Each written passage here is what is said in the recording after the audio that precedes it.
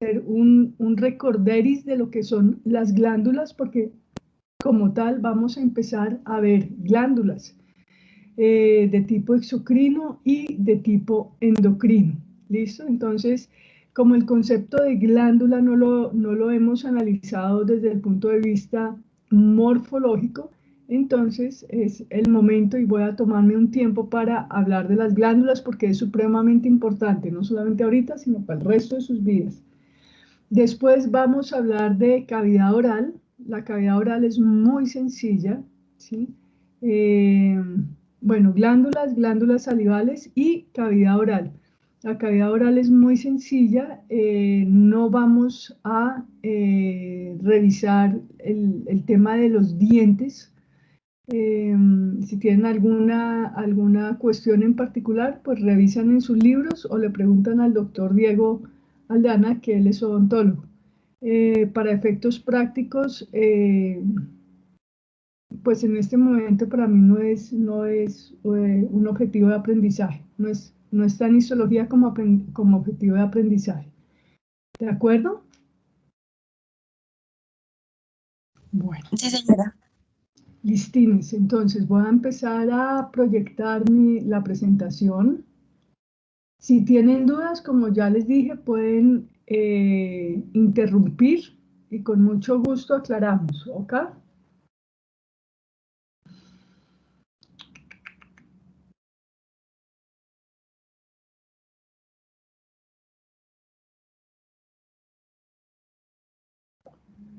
Pero ¿cuál de estas es? Es esta.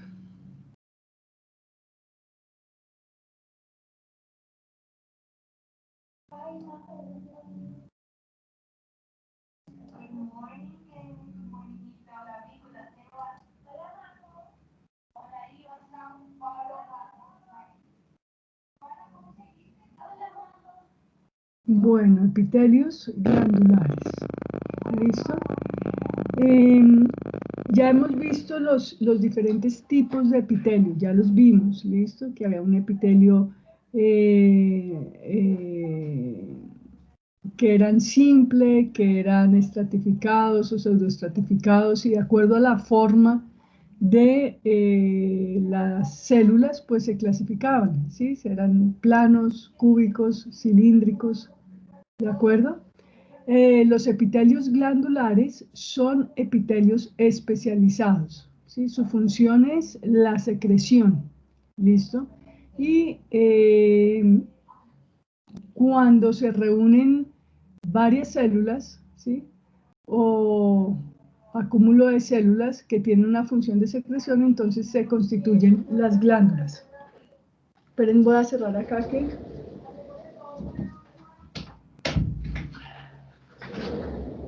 ¿Se escucha bien o con mucho eco? Se escucha bien, doctora. Ok, listo.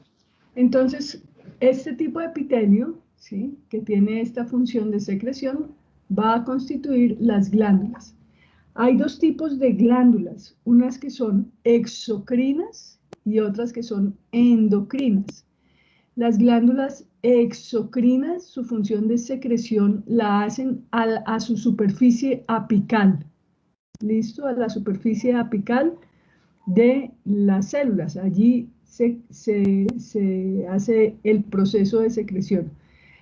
Y va a vertirse esa secreción o a la superficie del epitelio o a un conducto que va a transportar la secreción a otro lugar, pero en el conducto.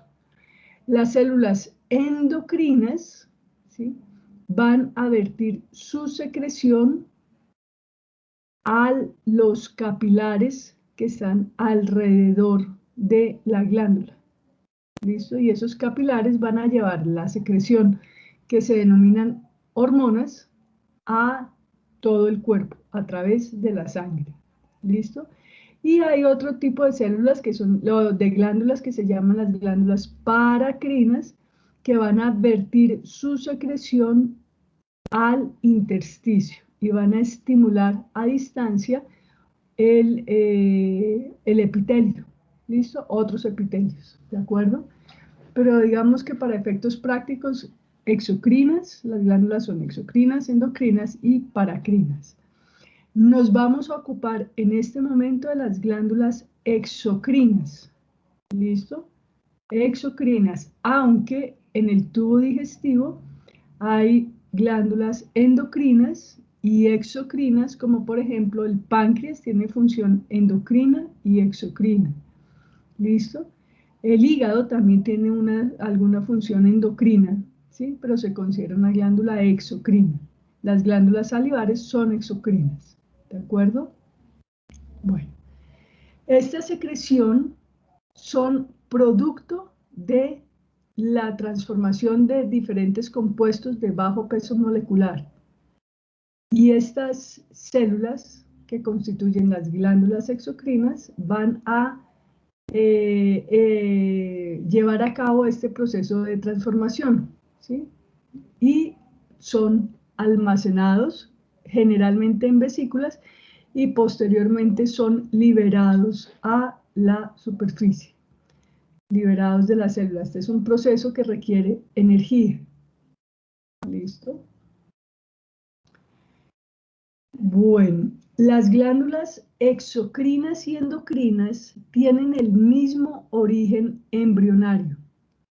¿Sí? Aquí está la diapositiva, el dibujito, este es de aquí observamos. Y entonces ustedes ven acá cómo en la fase embrionaria del epitelio, el epitelio de superficie se especializa y se invagina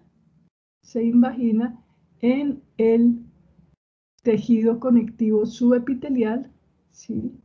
Y si ustedes ven acá cómo se va estructurando la glándula, queda una porción de este epitelio de recubrimiento que va a constituir el conducto, ¿listo?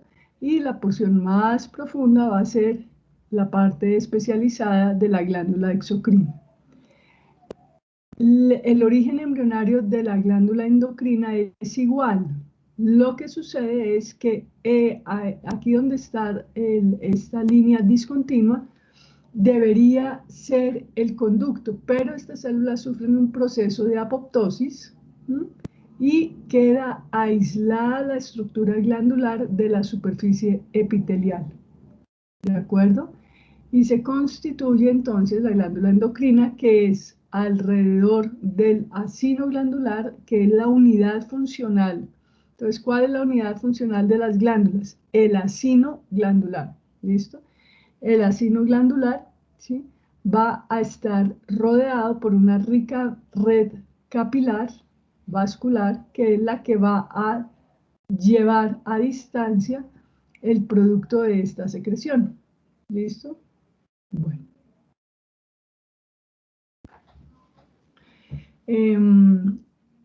Hay una frase que yo utilizo que es el karaoke, ¿listo? Y es la lectura de la diapositiva, pero es que a veces uno anota en la diapositiva o queda mejor dicho en la diapositiva, entonces después de yo decir el concepto, miramos la diapositiva, ¿listo? Y aquí es cuando pueden haber, quedar, o es el momento preciso para hacer preguntas, ¿de acuerdo?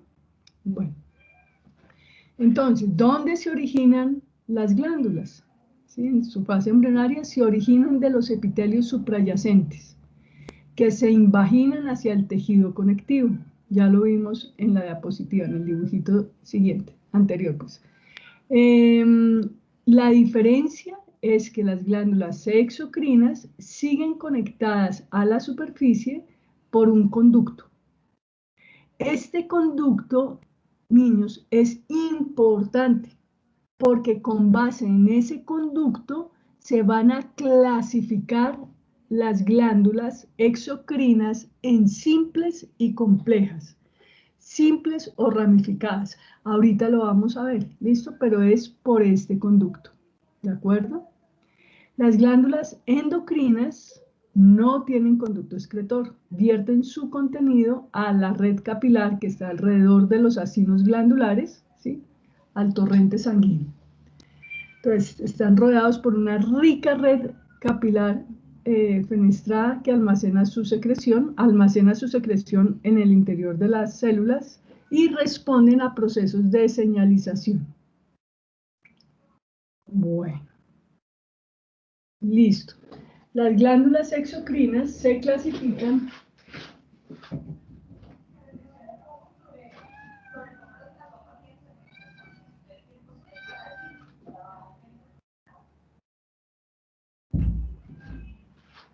me toca dejar entrar el gato, o si no, no nos deja dar clase.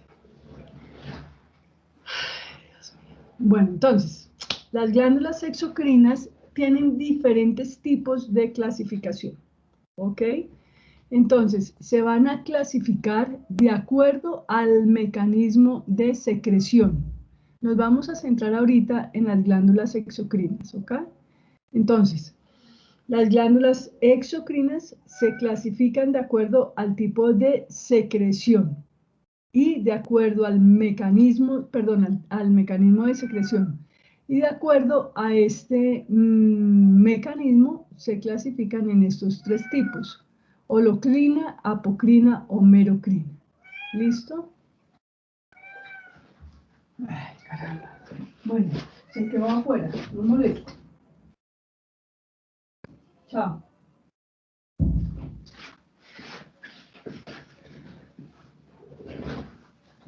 Bueno, discúlpenme por favor. Entonces, las glándulas, aquí hay un dibujito, ¿listo? Entonces, las glándulas se clasifican de acuerdo a su mecanismo de secreción. De acuerdo, entonces, holocrinas, ¿qué quiere decir holocrinas? Este es un acino, este es el dibujito de un acino. Cada una de estas células que están aquí dibujadas, ¿sí? Individualmente, cada una de ellas está produciendo, ¿sí?, el producto que va a secretar. ¿Listo? Ellas tienen una organización que es el acino, esto que ustedes ven, el acino. Cuando el corte es longitudinal se ve así, pero si el corte es transversal, lo vamos a ver redondito, ¿sí? Ahora les muestro cortes de histología, no se afanen.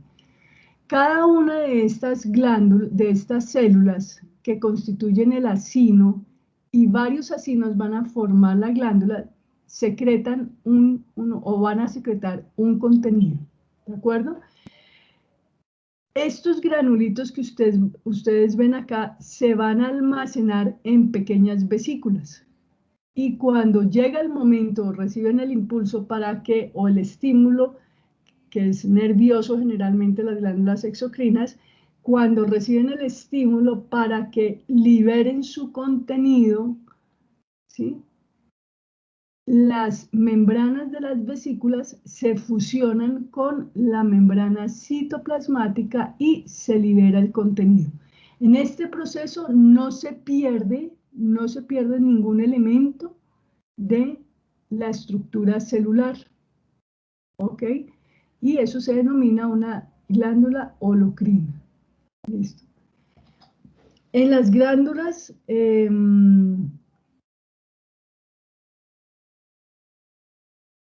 perdón, esa es la glándula merocrina. Esa es la glándula merocrina, cuando no hay pérdida del citoplasma. Perdón, me confundí. ¿Listo? Entonces, estas vesículas que ustedes ven acá, ¿sí?, se fusionan con la membrana citoplasmática, ¿sí?, y se libera el contenido. Bueno, ¿qué pasa en la holocrina? Se almacena el contenido y para liberar su contenido a la luz del conducto, la célula se destruye. Y este es un ejemplo de lo que sucede, por ejemplo, en las glándulas sebáceas. Las glándulas merocrinas un ejemplo son las glándulas sudoríparas y las glándulas salivales que vamos a ver. Y las glándulas apocrinas, el contenido de la secreción se libera al conducto recubierto de un pedacito de citoplasma. ¿Listo? Por ejemplo de glándulas apocrinas son la glándula mamaria cuando está funcional, ¿listo? Cuando está produciendo leche. Ok, entonces, merocrina no se pierde ningún elemento de la célula. En la holocrina se pierde toda la célula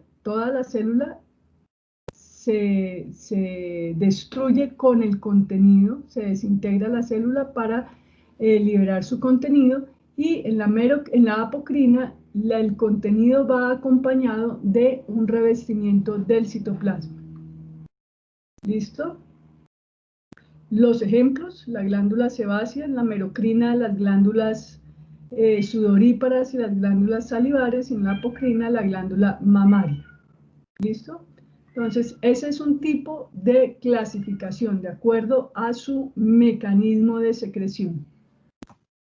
Doctora, ¿puede Sí, repetirme por favor los ejemplos de la merocrina? sí, señora. La merocrina, entonces, el ejemplo es...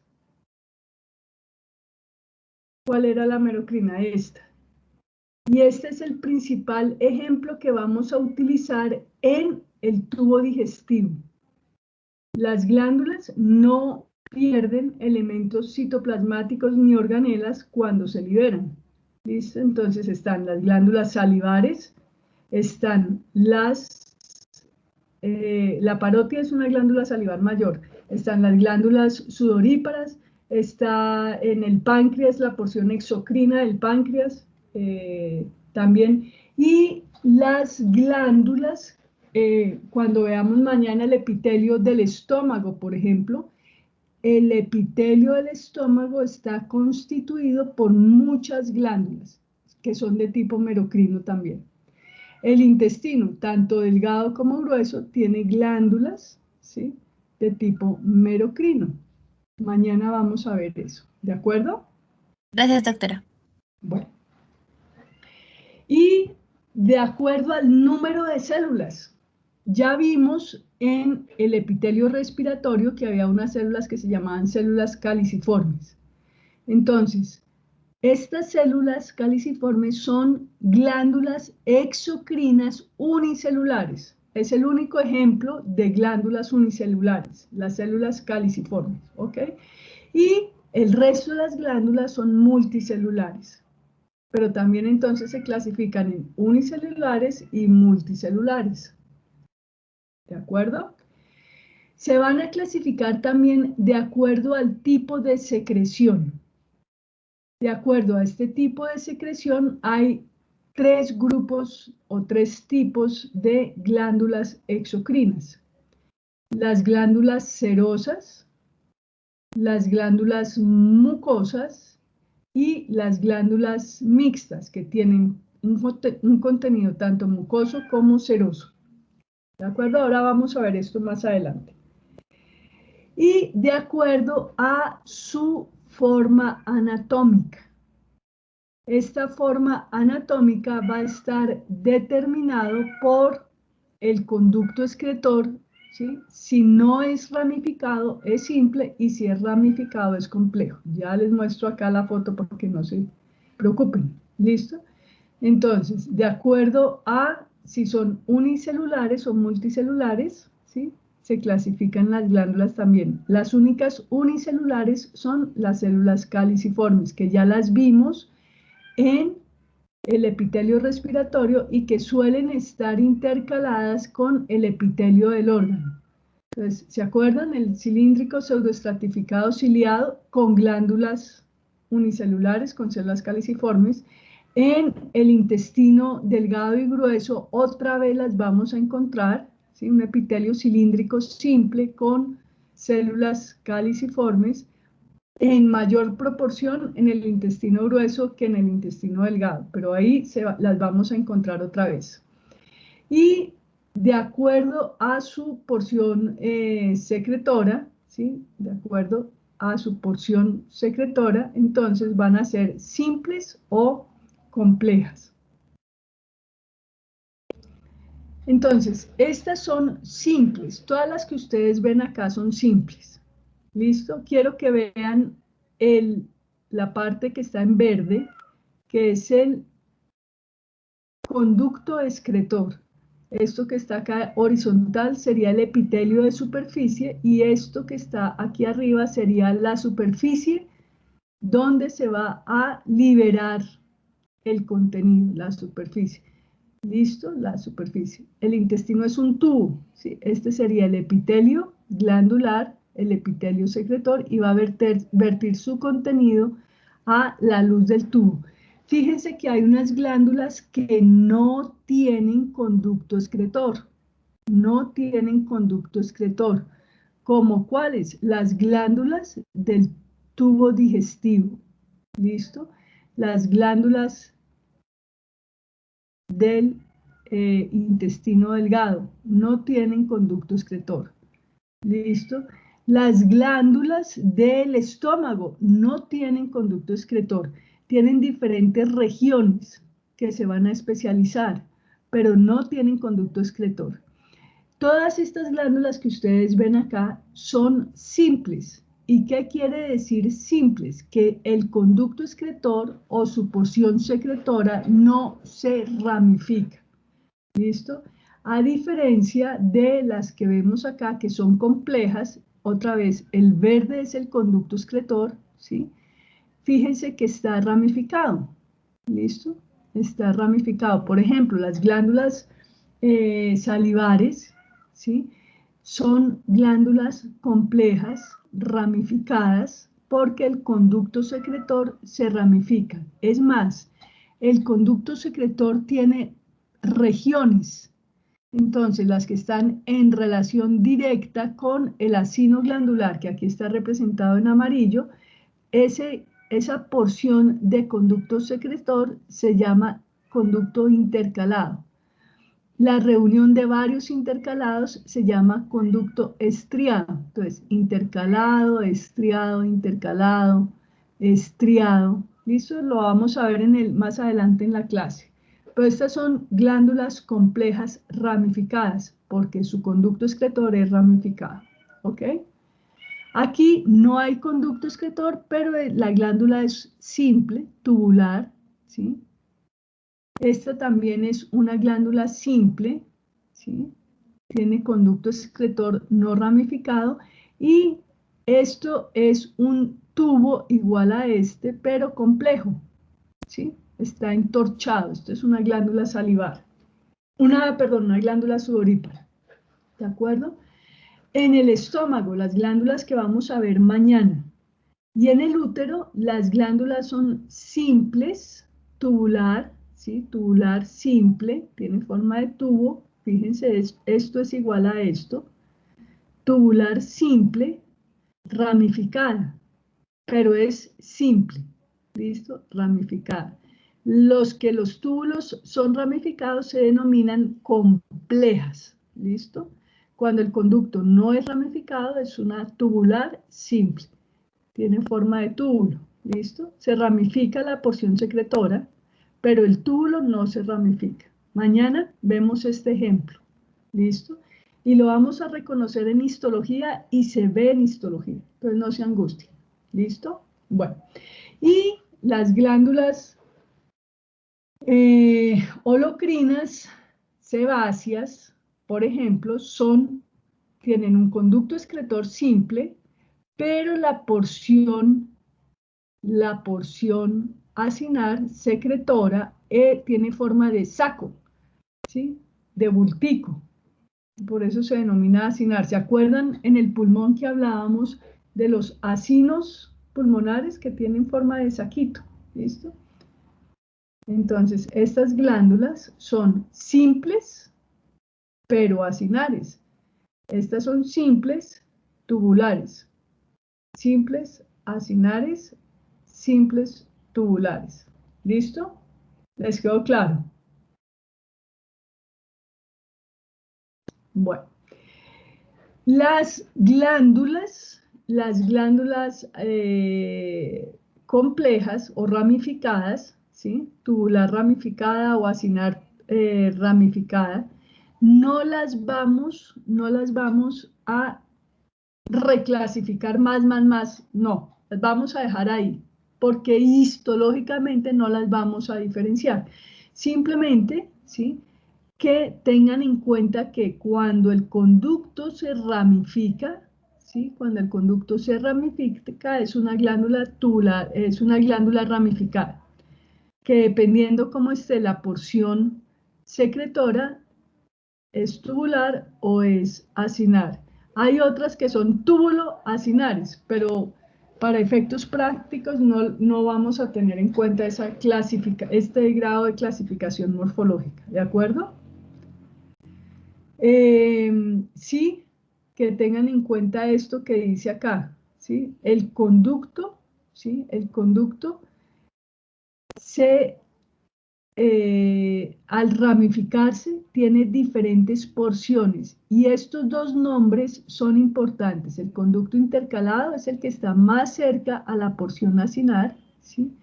A veces no es perceptible el epitelio, suele ser un epitelio cilíndrico simple, pero a veces es tan pequeña las células epiteliales que revisten este epitelio que no se pueden reconocer fácilmente en el microscopio de luz.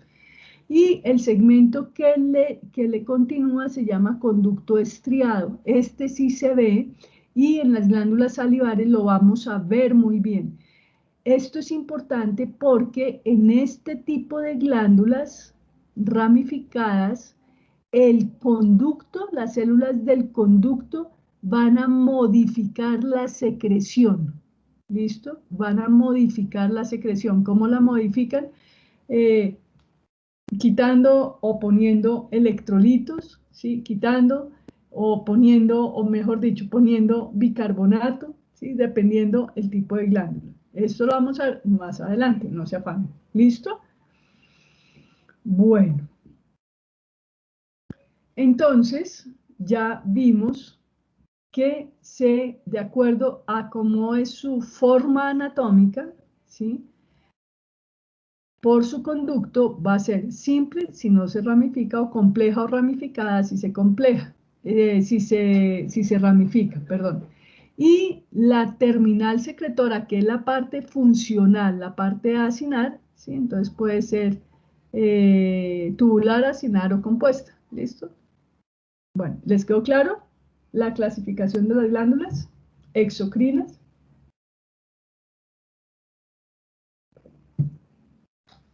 Doctora, una pregunta. Señora. ¿El conducto intercalado se encuentra más cerca a qué región? A la parte secretora de la glándula. ¿Listo?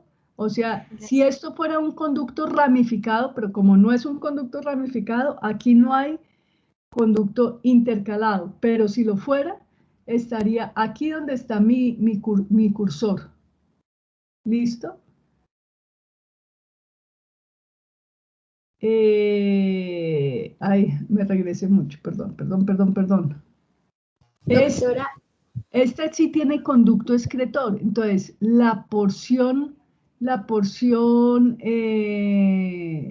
conducto intercalado estaría cerca a la parte de la glándula que es funcional, que es secretora, acá, ¿ok? Ahí estaría el conducto intercalado, ¿de acuerdo? Por donde está pasando mi cursor. ¿Listo? Y a continuación estaría la porción estriada, donde se convergen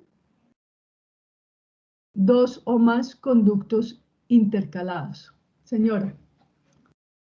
doctora, qué pena. ¿Será que tú me podrías repetir el nombre del epitelio del conducto intercalado, por favor? El conducto intercalado es un epitelio cúbico simple. Y Gracias. el epitelio de los conductos estriados es cilíndrico. ¿Listo? Sí, señora, gracias. Bueno. Doctora, ¿y cuál es? Es que creo que confundida. Este es el momento para hacer preguntas, por eso voy despacio. ¿Listo? No entiendo la diferencia o la ubicación del conducto intercalado y el conducto estriado. Listo. Entonces, las glándulas complejas, las glándulas ramificadas, tienen un conducto excretor que se ramifica. ¿De acuerdo? Esta es la porción tubular o la porción acinar de la glándula excretora. ¿Listo? Esto es ese epitelio que generalmente es un epitelio que tiene forma de pirámide. Ahora las vamos a ver. ¿Listo? Y ellas van a vertir su contenido y el contenido tiene que ir por el conducto excretor. El conducto intercalado es el que continúa a la glándula. Hagan de cuenta, ¿sí? Hagan de cuenta que este es un racimo de uvas, ¿listo? Y cada uvita sería el acino, no el acino, sino el adenómero, se llama así, adenómero. ¿Listo? La unidad funcional, el adenómero. Cada uvita, ¿listo?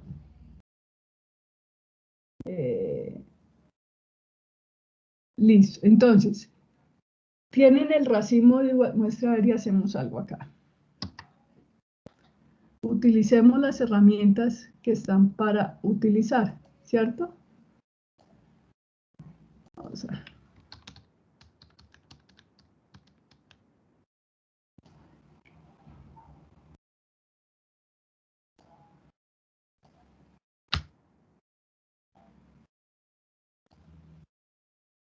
Listo, esto es una glándula. ¿Listo? Esto es una glándula. Cada uvita es un adenómero. Cada uvita es un adenómero. Usemos esta. ¿Listo? Cada uvita es un adenómero. ¿De acuerdo? Bueno, fíjense que esta uva y esta uva se comunican con este otro segmento. Sí, lo que pasa es que aquí es al revés, los nutrientes a la uva llegan por acá, digamos que en la glándula la secreción sale, ¿sí?, hacia arriba, ¿listo? Entonces, estos tallitos que ustedes ven acá serían los conductos intercalados, ¿cierto? Y donde se comunican serían el conducto estriado. Fíjense acá, este sería el adenómero o el acino glandular, el conducto intercalado, el conducto estriado. El adenómero, el conducto intercalar, el conducto estriado. Y va a vertir su contenido, el conducto estriado, al conducto interlobar. ¿Listo?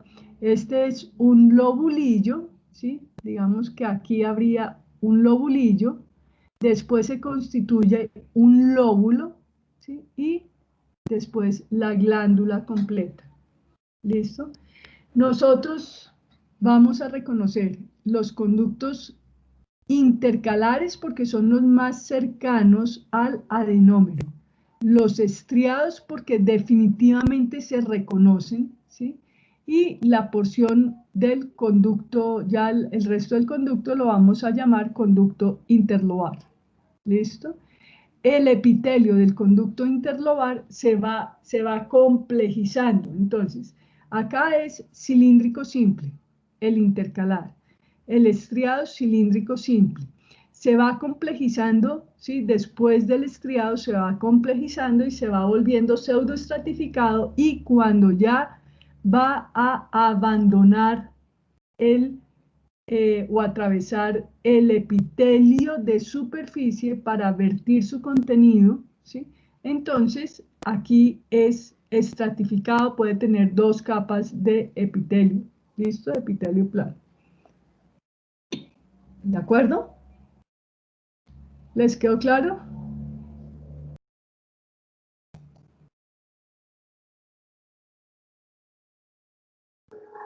Sí, señora. ¿Ahora sí? Bueno. Listo. De acuerdo a su secreción, las glándulas exocrinas se van a dividir en mucosas, en cerosas o en mixtas. Fíjense acá que hay componentes, esto que pareciera grasa, no es grasa, es mucina. Lo que pasa es que las glándulas mucosas, ¿sí?, tienen su secreción que son proteínas ricas están glicosiladas. ¿Listo? Están glicosiladas. Tienen mucha agua, pero están glicosiladas. Y eso las hace hidrosolubles. Al ser hidrosolubles, ustedes saben que se pierden durante el proceso de deshidratación. ¿Listo? Entonces, pareciera en algunos casos que es cromófoba, que no estuvieran presentes. ¿Listo? Y por eso se ven aquí como si fueran tejido adiposo, pero no, son glándulas mucosas que su contenido se ha diluido en el proceso de deshidratación. Si queremos verlo mejor, entonces las teñimos con PAS. El PAS revela el contenido de glucógeno, entonces por eso las podemos ver mejor en este corte. ¿Listo? Pero hay unos elementos morfológicos que nos ayudan a reconocer también las células, las glándulas con células, las glándulas mucosas. Fíjense que en los adenómeros o en estos acinos, ¿sí?, el núcleo de estas células está rechazado a la periferia. ¿Sí ven? Este es un elemento morfológico diferencial que nos ayuda a reconocer entre una glándula mucosa y una glándula serosa. Los núcleos de las glándulas, de las células de las glándulas serosas son redondos. ¿Listo? Y aunque son basales, no están rechazados a la periferia. Lo que sí sucede acá, que al estar rechazados a la periferia, tienden a estar aplanados. ¿Listo? Es una diferencia funcional importante.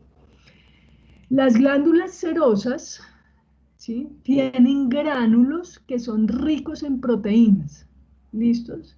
Y los podemos reconocer, ¿sí? Se pueden reconocer esos gránulos ricos en proteínas. Este color, ¿cómo se llama?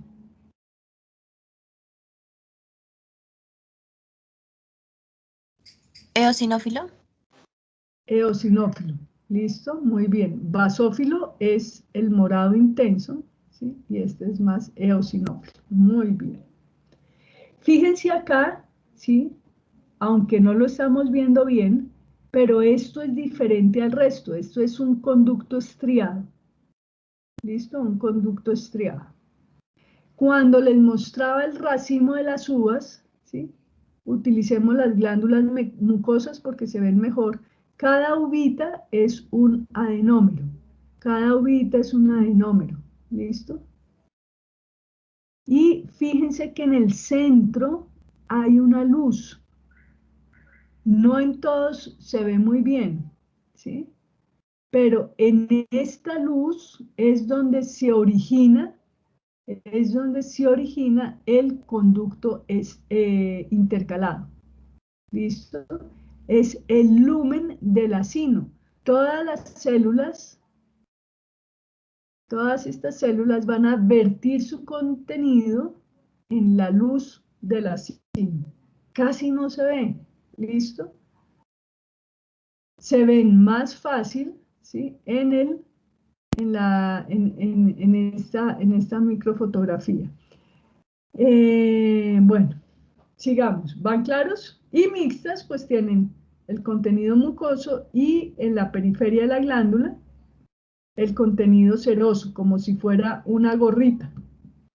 Es la ubicación normal o la configuración normal de un acino mixto. Entonces ustedes me dicen, no, pero acá se ve solamente seroso, ¿sí? Entonces, depende, porque es que lo que pasa es que como esto es tridimensional, ¿sí? Entonces, imagínense, vean mi mano, imagínense que esta es la uvita, es la parte mucosa, y tiene en la parte periférica, a manera de gorrito, ¿sí?, la parte serosa. Si el corte muestra solo la parte de arriba, ¿sí?, el corte pasó por acá, pues yo ¿qué voy a ver? Solamente el componente seroso. ¿Listo? O si el corte pasó por acá, ¿sí? Me va a mostrar solamente la parte mucosa.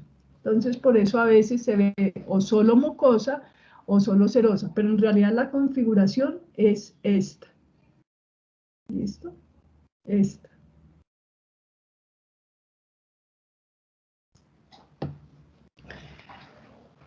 Ok, entonces hagan de cuenta, ¿sí? Para utilizar el símil del racimo de uvas, ¿m? Que este es un racimo de uvas. ¿Listo? Esta es la parte del tallo donde está colgando que se comunica con el árbol. ¿Listo? Cada uno de estos acinos son las uvitas, ¿sí? Las uvitas. Los acinos van a constituir lobulillos y esos lobulillos, ¿sí? Van a drenar, ¿sí? A través de los conductos intercalados. Son los más proximales al acino.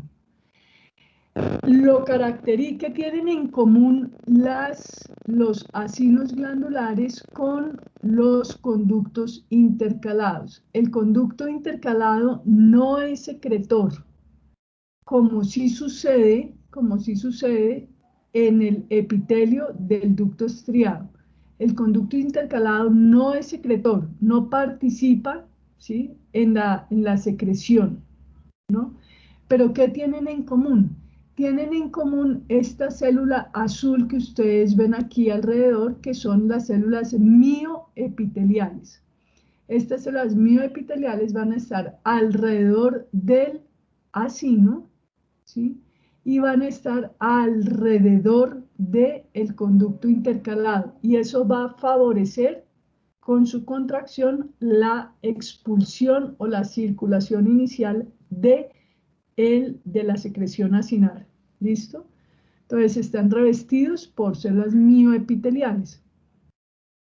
Después, la convergencia de varios conductos intercalados va a conformar una porción que es la estriada. Y ustedes ven acá que tiene como rayitas, estas células piramidales tienen como unas rayitas. Esas rayitas son invaginaciones de la membrana celular que van a estar rellenas de mitocondrias. ¿Listo? Requieren energía. ¿Por qué? Porque van a enriquecer, ¿sí? El contenido de la secreción, el contenido de la luz. ¿Listo? Entonces requieren mitocondrias para que haya energía para ese proceso. ¿Listo? Después, varios conductos y estriados, ¿sí? Estriados van a constituir unos ductos, ¿sí? Más evidentes que son los ductos intralobulares. ¿Listo? Y después los interlobulares y eso, pero no nos vamos a detener en estas características morfológicas de estos conductos. No nos vamos a detener en ellos. Vamos a reconocer solamente los estriados, ¿de acuerdo? Los acinos, los estriados. Puede que veamos algunos intercalados, pero no se ven tan fácil. ¿Listo? Entonces, estos son los dos elementos que vamos a reconocer. ¿De acuerdo? Doctora, Bueno, una pregunta. ¿Las mitocondrias se encuentran en qué región? están, digamos que este es, en este epitelio, ¿sí? Se invagina la membrana basal de la célula piramidal que constituye el epitelio de estos conductos, se repliegan, y entre esos pliegues, que serían, dentro de esos pliegues, están las mitocondrias, una gran cantidad de mitocondrias. Ahora buscamos en internet una microfotografía para que la vean bien, o hagámoslo de una vez.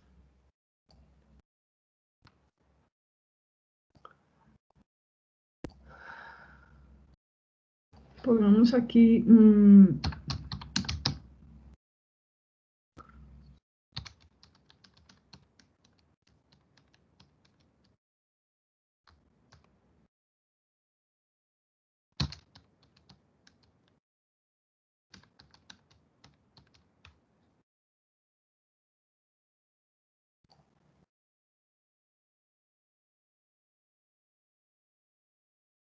Este es el conducto estriado.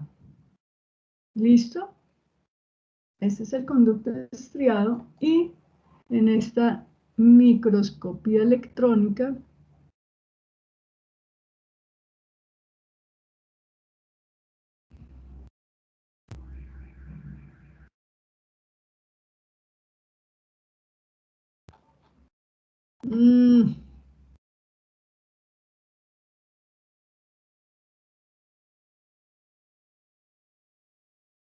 no, esa no es aquí no me sirve.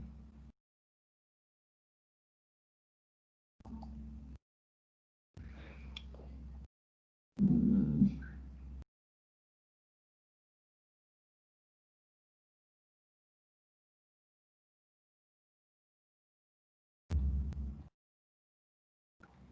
Bueno, utilicemos esta que hay acá. Entonces, si ustedes se fijan acá, ¿sí? Se ven unas rayitas, ¿sí? Esas son invaginaciones citoplasmáticas y dentro de esas invaginaciones de la membrana citoplasmática estarían localizadas las mitocondrias. Desafortunadamente no encontré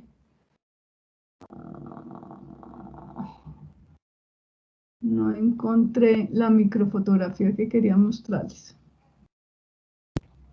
Pero sí les quedó en la mente. Sí, doctora, muchas gracias. Bueno, listo. Yo les busco la microfotografía y en el laboratorio se las cuelgo en el chat. ¿Listo? Porque son bien bonitas esas microfotografías. Ah, mira, aquí había uno. Sigamos acá. Entonces, fíjense acá el conducto estriado, ¿sí? Es un epitelio cilíndrico alto. El conducto ¿Perdón? es que tenía una duda, doctora, disculpa. ¿El conducto interlobular hace parte del conducto estriado? No, el conducto interlobular ya es después del conducto estriado. Ok, gracias. ¿Listo? Bueno, entonces fíjense acá, ¿sí? Este es un acino, ¿sí? ¿De qué tipo? ¿Seroso o mucoso? No sería mixto Pero porque es eosinófilo. no, este es un seroso. Digamos que podría ser mixto, digamos, pero en el corte solo estamos viendo la porción serosa. ¿Listo? ¿Y por qué es seroso? Yo les dije que tenía unos granulitos. ¿Sí ven los granulitos? La gran cantidad de gránulos que son proteínas, diferentes tipos de proteínas. ¿Listo? Y fíjense cómo el núcleo es voluminoso y lo podemos ver. ¿Listo? Lo podemos ver. Entonces este es un acino de tipo seroso. Ahora miramos uno mucinoso para que vean las diferencias. Y en el centro estaría el lumen, ¿sí? Y ahí arrancaría el conducto, ¿cuál conducto? Excretor. El Intercalado. conducto excretor intercalado. Intercalado. Muy bien, la porción intercalada del conducto excretor. Excelente. ¿Listo? Bueno, de acuerdo. Esta es una glándula parótida. La parótida, ella es serosa, igual que el páncreas exocrino. ¿Listo? Igual que el páncreas exocrino. Esta podría ser una célula mioepitelial. ¿Sí la ven? Una célula mioepitelial. Célula mioepitelial que está alrededor del acino seroso. ¿Listo? Bueno, fíjense en esta microfotografía, entonces vemos o estamos viendo el tamaño de un conducto estriado que es casi el mismo de un acino completo. ¿Sí ven? El acino, el tamaño, el conducto estriado ocupa el mismo área que un acino. Mientras que los conductos intercalares son muy pequeños, casi no los vemos. Tienen epitelio cúbico, pero es muy pequeño, la luz del conducto es muy pequeña. ¿Listo? Entonces, proporcionalmente ya reconocemos las diferencias. Bueno, Aquí hay dos términos también que volvemos al pulmón. Cuando hablábamos del pulmón, el parénquima, ¿sí? El parénquima y el mesénquima, pues era como difícil saber dónde estaba el mesénquima porque era funcional también. ¿Listo? Ese era el espacio que hay entre los alvéolos, ¿sí? El septum interalveolar era el mesénquima, pero el mesénquima también hacía parte funcional, ¿sí? Y era mínimo, entonces era como muy difícil de reconocer qué era el mesénquima y el parénquima, y en ese momento surgió una discusión, ¿listo? Que es funcional también. Pero aquí ya comenzamos a reconocer la diferencia entre el uno y el otro.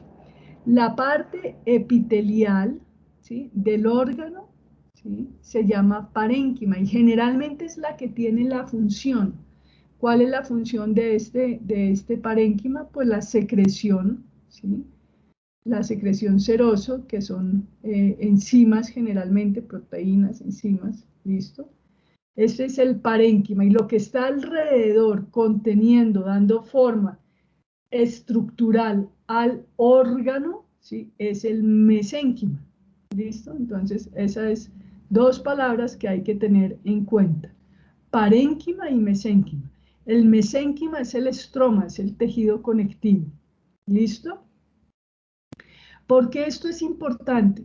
Los tumores, los carcinomas, los adenomas, que son más frecuentes, se localizan en el parénquima, en el epitelio. ¿Por qué? Porque el epitelio está constituido por células que se regeneran, ¿sí? Son células generalmente de tipo lábil o estable, lábil o estable, ¿listo? Mientras que el mesénquima, el estroma, está constituido por células que son estables o permanentes, ¿listo? Entonces generalmente no se replican, no se dividen, uno no encuentra mitosis allí, y este tipo de tumores son menos frecuentes y son los famosos sarcomas, ¿listo? Entonces ustedes aquí ya les tiene que quedar claro, de aquí hasta que tengan 1200 años, ¿sí? Entonces, parénquima, ¿sí?, es el epitelio, mesénquima es el estroma, las lesiones tumorales, ¿sí?, son más frecuentes en los epitelios, entonces ustedes tienen adenomas si son benignos o carcinomas si son malignos. Y en el estroma, en el mesénquima, entonces ustedes tienen los sarcomas. ¿Listo? ¿Les quedó claro para el resto de su vida esa diferenciación tisular que va a dar origen a masas, a tumores o a lesiones? ¿Listo? Bueno. Perfecto.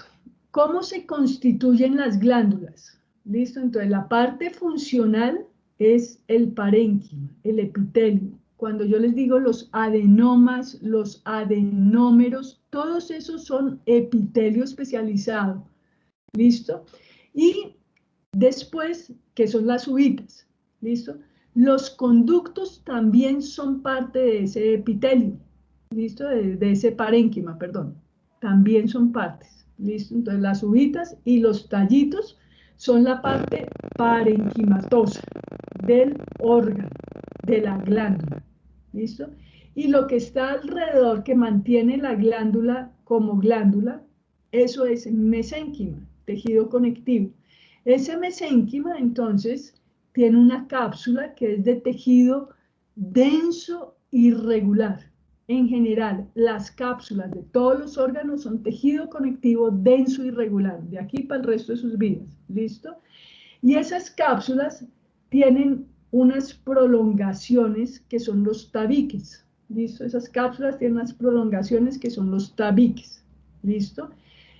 Por esos tabiques, que son también tejido conectivo, van a circular los conductos excretores. ¿Listo? Los conductos excretores.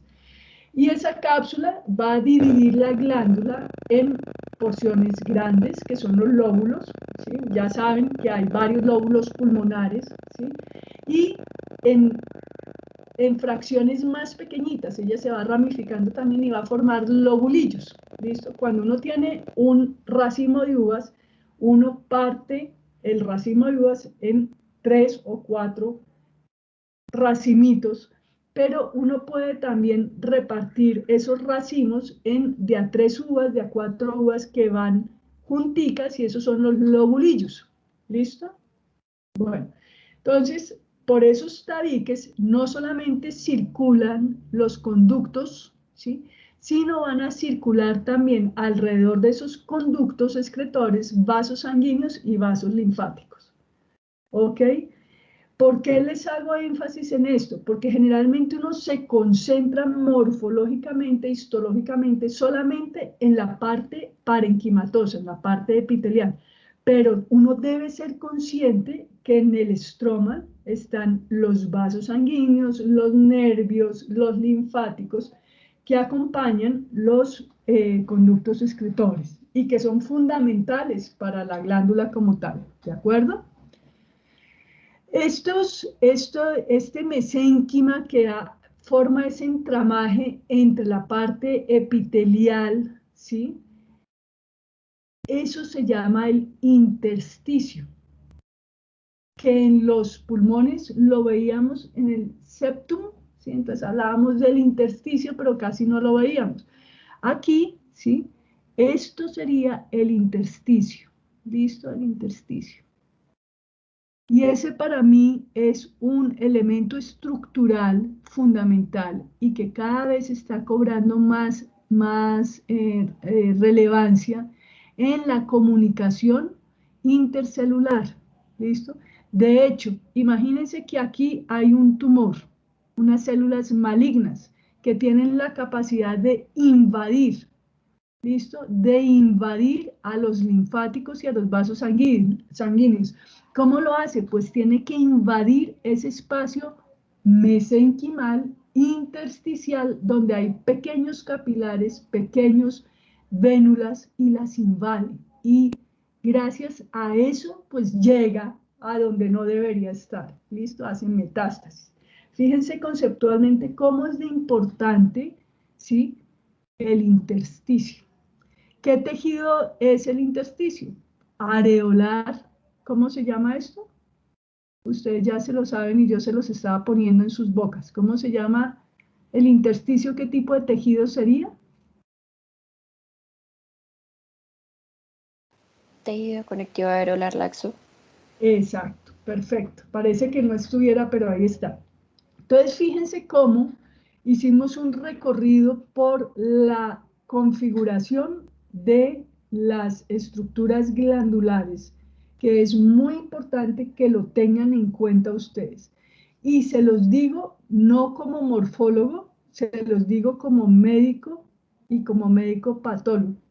Y cuando les digo médico, ¿sí?, les estoy hablando de comunicación intercelular, ¿sí?, que sucede a través del intersticio. El sistema autonómico que nos va a favorecer la secreción de saliva, ¿sí? Por ejemplo, cuando uno ve un pastel delicioso, es que a mí me encantan los pasteles así, o un trozo de carne, ¿sí?, entonces uno se le llena la boca de saliva, ¿de acuerdo? ¿Por qué? Por el sistema autonómico parasimpático, que estimula las glándulas, ¿sí? En este caso, la glándula parótida. ¿Cómo llega ese impulso a este ácido glandular? Pues a través del intersticio donde están los nerviecitos parasimpáticos. ¿Listo? Importantísimo, importantísimo.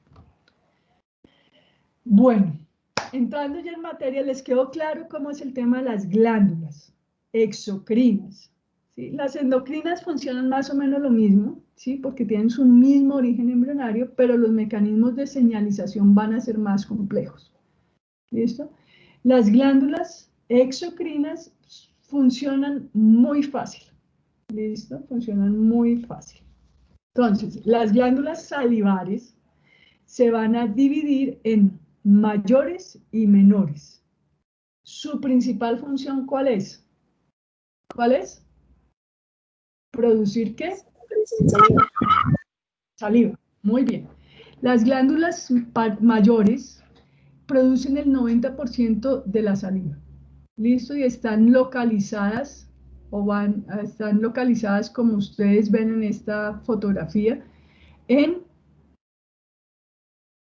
esta región, ¿sí? La región, ¿cómo se llama esta región? ¿No han visto macizo facial? No, eso lo ven en el otro semestre. Bueno, entonces está la parótida, están las glándulas, la parótida, las submandibulares, ¿sí? Las submandibulares o submaxilares y las sublinguales. ¿Listo? La sublingual, submandibular y la parótida. La parótida es una glándula de secreción serosa. ¿Listo? La sublingual es principalmente mucosa. La sublingual es mucosa, la parótida es serosa. La sublingual y la submaxilar son mixtas, pero la sublingual es principalmente mucosa. ¿Listo? Y la submaxilar es mixta, tiene tanto de serosa como de mucosa. ¿Listo? Bueno, las glándulas menores van a estar localizadas en el resto de la superficie de la cavidad oral. Hay unas en la faringe, ¿sí? Unas poquitas también en la faringe. ¿Listo? Donde no hay glándulas menores en la parte anterior del paladar duro. Listo. Bueno. Funciones de la saliva. La saliva tiene algunas funciones digestivas.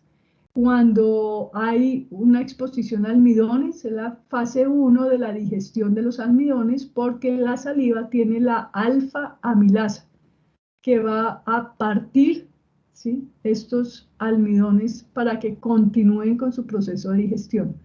También es la fase 1, ¿sí?, de la digestión de los triglicéridos, porque la saliva tiene la lipasa lingual. Entonces participa en la digestión de almidones y de triglicéridos. Tiene unas funciones importantísimas en la lubricación y en la protección inmunológica, ¿sí? Inmunoglobulina de tipo A. ¿Listo? Por supuesto va a favorecer la fonación, ¿sí? O traten de hablar con la boca seca, ¿sí? Cuando uno está nervioso, ¿sí?, uno está simpático, entonces no hay secreción de saliva. Entonces, cuando están taratatán y se van a casar, entonces tienen la boca seca, ¿sí? Y van a decir, sí, acepto, y no pueden, casi no pueden, ¿sí? Es porque la función simpática, ¿sí?, no hay secreción de saliva. ¿Listo? Entonces, el simpático inhibe la secreción de saliva. ¿Ok? Y va a favorecer la fonación, ¿sí?, la articulación de las palabras, la digestión, la deglución también.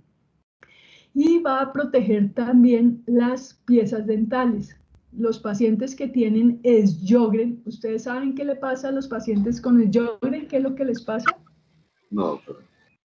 Bueno, en el Sjögren, ¿sí?, hay anticuerpos contra estas células, ¿sí?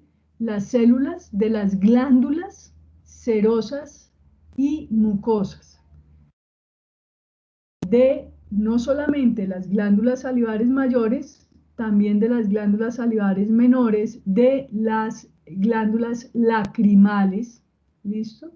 Entonces hay anticuerpos dirigidos contra estas células secretoras y por eso las personas tienen boca seca y ojo seco, ¿listo? Entonces los pacientes que tienen Sjögren, una de las principales motivos de consulta es, comienzan a consultar porque se les llenan de caries los dientes, ¿listo? Y resulta que tienen un Sjögren, ¿ok? La saliva, la composición de la saliva, el 95% de la saliva, perdón, el 98% de la saliva es agua. Tiene una concentración muy alta de potasio y de bicarbonato y una baja concentración de sodio y cloro. Cuando la saliva llega a la boca es hipotónica, pero vamos a ver que esta esta hipotonicidad se va modificando desde cuando es liberada, ¿sí? Desde cuando es liberada desde los acinos. La saliva inicialmente es isotónica. Esto es igual al plasma. Las concentraciones iónicas son iguales al plasma. Pero en el conducto estriado, fíjense funcionalmente, en el conducto estriado que son sensibles, estas células del conducto estriado son sensibles a la aldosterona, van a reabsorber sodio. Dijimos que tenía una baja concentración de sodio, ¿cierto? Entonces va a reabsorber sodio y cloro y va a secretar bicarbonato y potasio. ¿Listo? Dijimos que la saliva en la boca tenía una alta concentración de potasio y de bicarbonato y una baja concentración de sodio y de cloro. ¿Listo? Y es hipotónica. ¿Cuáles son las enzimas? Las enzimas, ¿de dónde vienen estas enzimas que están aquí escritas? La alfamilasa, la lipasa, la calicreína. ¿De dónde vienen? ¿Quién las secreta? ¿Serán los acinos mucosos?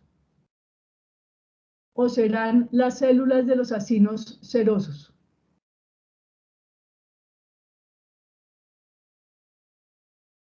Proteínas, ¿dónde están principalmente? En la secreción serosa. Serosa, muy bien. Esos granulitos que ustedes veían son estas proteínas, ¿listo? Alfa-amilasa, lipasa lingual, calicreína, ¿listo? Entonces, esas son las enzimas que están presentes en la saliva. Cuando hay una gran cantidad de producción de saliva, ¿sí? O sea, cuando hay un estímulo parasimpático, la saliva tiende a ser más isotónica, igual a la del plasma. Y cuando hay poquita secreción de saliva, uno está simpático, ¿sí? Cuando uno tiene nervios, uno se le seca la boca, ¿listo? Entonces, yo tengo nervios, entonces me toca tomar café, ¿listo? Entonces va a ser menor su osmolaridad, ¿listo? En esos casos. Bueno, ya esto se lo saben, los conductos excretores los van a ver en anatomía, ¿listo? Pero la parótida drena, el conducto excretor tiene un nombre y se llama el conducto de Stenone. La glándula submandibular o submaxilar tiene un conducto también que se llama el conducto de Wharton, y las glándulas sublinguales tienen un conducto que se llama el conducto de Rivinus o Bartolini. ¿Listo? Rivinus o Bartolini. ¿Cuál es la glándula por su posición anatómica que puede infectarse durante un procedimiento quirúrgico donde han intubado al paciente? Generalmente, por las características anatómicas del conducto de Wharton, es la glándula submandibular. La parótida es muy largo el conducto, entonces no se contamina con flora de la cavidad oral. ¿Listo? La submandibular sí puede sobreinfectarse. ¿Listo? Complicación de las intubaciones. Bueno, ya aquí, ¿qué más había en esta otra diapositiva? Los conductos estriados que participan en la constitución de la saliva, y quién inerva o cómo se sucede la secreción de las glándulas salivares mayores, principalmente por el sistema nervioso autonómico, el sistema parasimpático a través de los pares 7 y 9 va a aumentar la secreción. La atropina inhibe la secreción. Entonces, cuando ustedes le dan a los pacientes medicamentos que tienen atropina, van a referir boca seca. Y el simpático a través de receptores beta-adrenérgicos. En fisiología van a ver esto, pero ya saben dónde encontrarlo fácilmente. Listo. Miremos histología. Bueno, si reconocen este elemento que ahí dice arteria, ¿listo? ¿Qué cara tiene? ¿Una arteria de qué tipo será?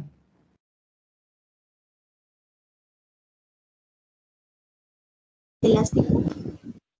No, recuerden que la elástica es la de los grandes vasos, o sea, arteria, aorta, las, subclavias, eh,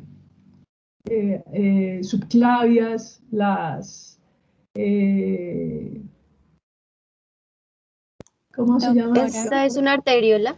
¿podría ser una metaarteriola?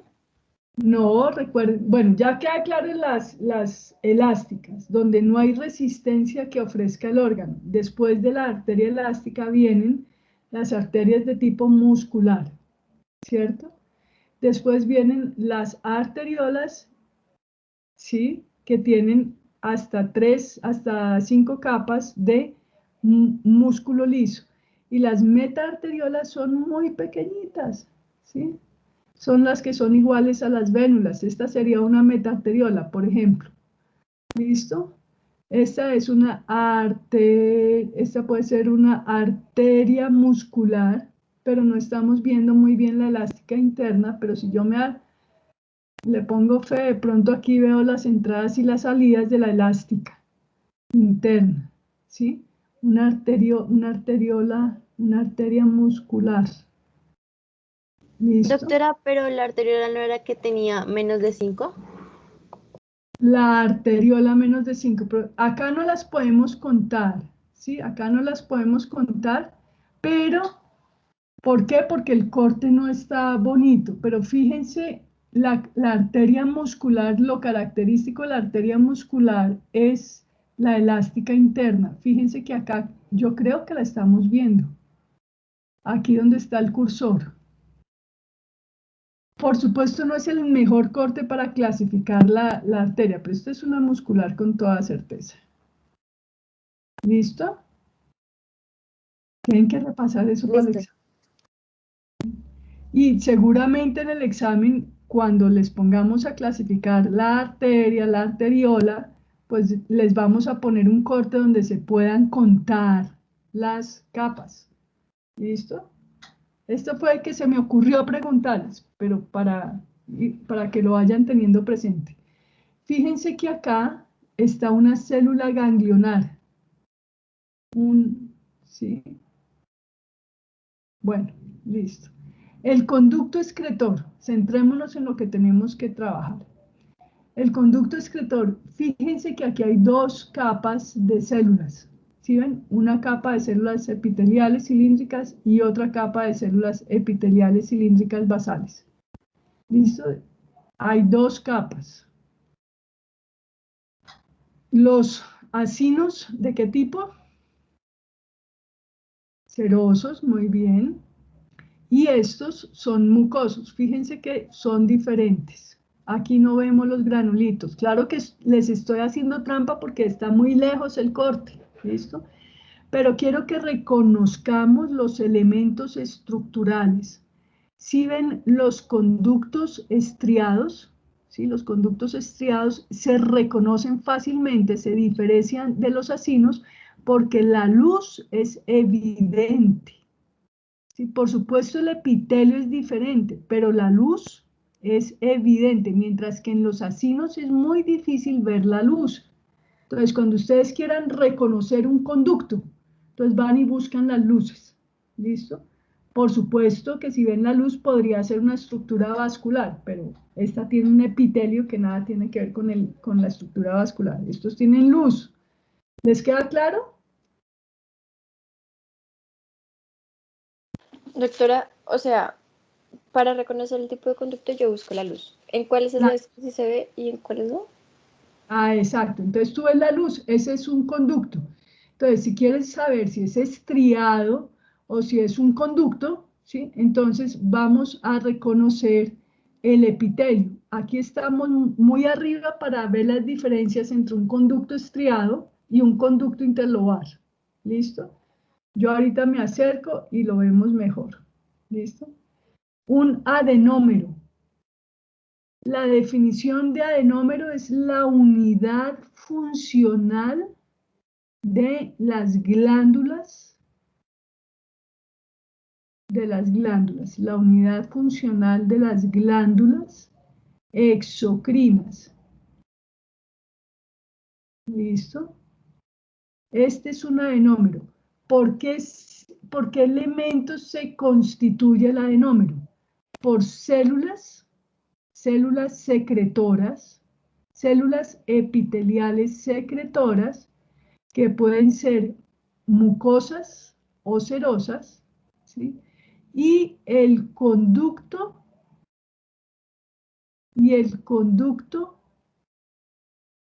bueno, aquí sí hay una diferencia. Aquí hay unos textos que al conducto intercalado lo hacen parte del adenómero y otros que no. En el páncreas, el conducto hace parte del adenómero, en páncreas exocrino, ¿listo? En glándulas salivares no lo mencionan como parte del adenómero, pero en páncreas sí. Si a mí me preguntan, el conducto intercalado hace parte del adenómero, ¿listo? Pero lo vamos a dejar aquí, no lo vamos a mencionar, ¿listo? De acuerdo, entonces el adenómero está constituido por las células epiteliales secretoras, ¿sí? Y las células mioepiteliales, que son estas, son las que ustedes ven acá, estas células mioepiteliales, ¿listo? El adenómero es la unidad funcional de las glándulas excretoras. ¿Listo? Si ven el intersticio, acá el intersticio se ve muy bonito. ¿Esto qué sería? Tejido conectivo areolar laxo. Y ustedes ven aquí las células del tejido conectivo, ¿sí? Las pueden ver ahí. Esta es una glándula mixta, mucosa y serosa. Si ven los granulitos de las enzimas de la porción serosa, ¿no? Doctora, ¿cuáles serían ahí las células mioepiteliales? Son unas células aplanadas, estas.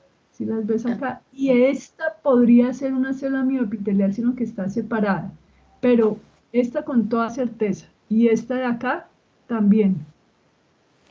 ¿Sí las ¿Cómo ven? es el bebé? Sí. En la periferia, exacto. Bueno, una glándula submandibular, dijimos que la submandibular era una glándula mixta, ¿no? De predominio mucoso. Aquí las características de la sino del adenómero no se ven muy bien, pero están los conductos. Entonces, ustedes se dan cuenta, esta microfotografía nos confunde. Chite, esta sí está bonita. ¿Listo? Entonces, es una fotografía coloreada con hematoxilina de eosina, un corte histológico de una glándula mixta, tiene un componente mucoso y un componente seroso, ¿sí? Y tiene los conductos estriados. Fíjense, si ustedes se dan cuenta acá, la luz es evidente, ¿sí? A diferencia de las glándulas mucosas, que es muy pequeñito, si las podemos ver es muy pequeñito, ¿listo?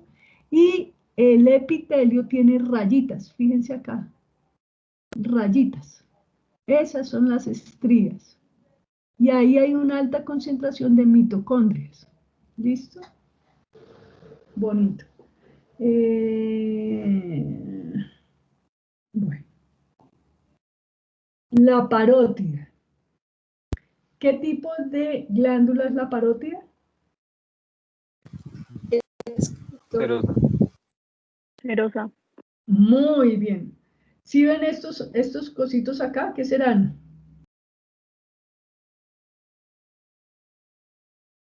Esta es la luz, ¿no? Entonces, ¿esa estructura cuál será?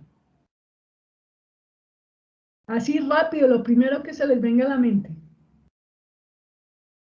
Un conducto estriado. Conducto estriado. Listo, la tienen. Listo, conducto estriado.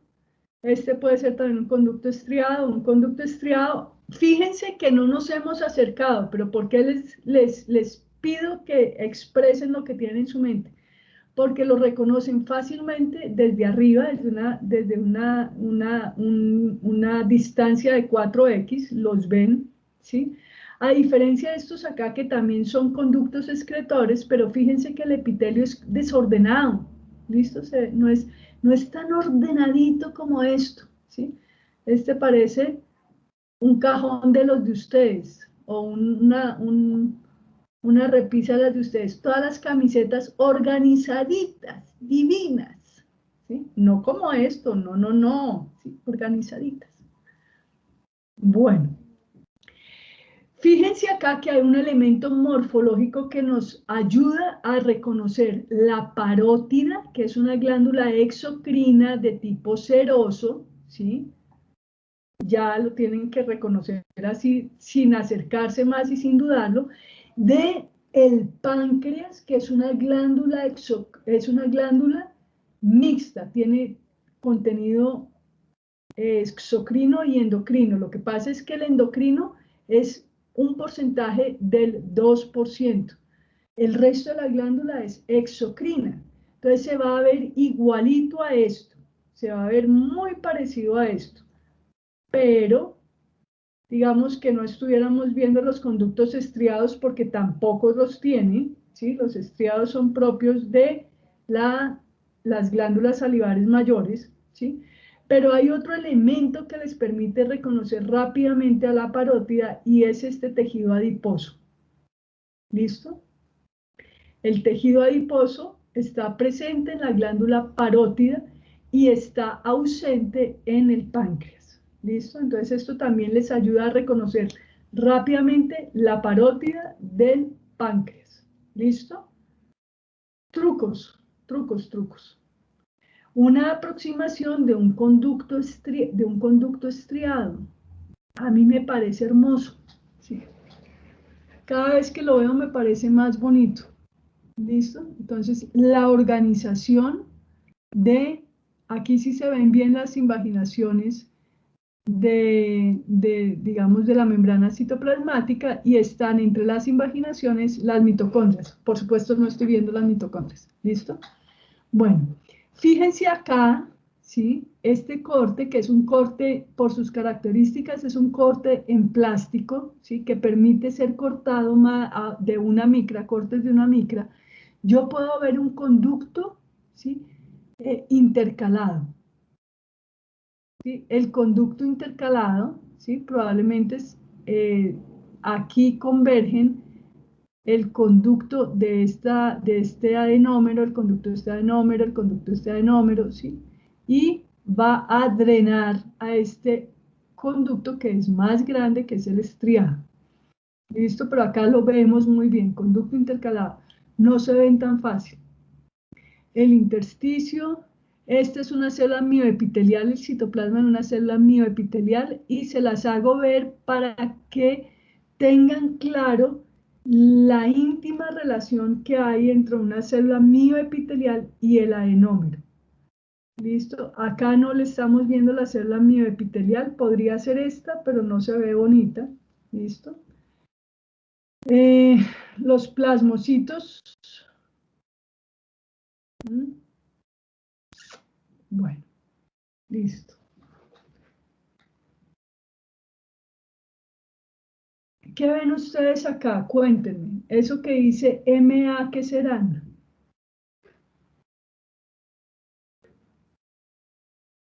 Acinos mucosos. Acinos mucosos, muy bien. Entonces, esta es una glándula, ¿sí? De predominio mucoso. Una glándula sublingual. ¿Listo? Bueno, ya la tienen clara. Ya la tienen clara, una microfotografía fea, nos quieren mostrar un conducto. Bueno, histología de la cavidad oral. ¿Qué hora es? ¿Qué hora es, chicos? 8:30. Listo. Les voy a poner un video, pero no se vayan a reír del inglés del tipo. ¿Listo? Es indio el que está hablando, pero me pareció interesante y bonito antes de mirar esto. ¿Les parece? No se vayan, no se pueden ir. Acá se los tengo ya listo para ustedes. Espera.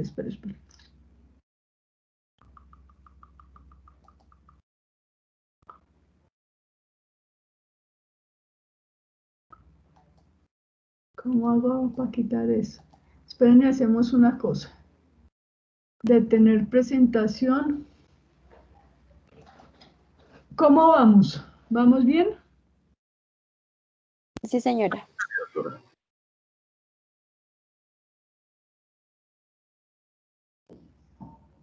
¿Estar acá? Sí, acá lo tengo, listo. Voy a compartir entonces mi pantalla otra vez.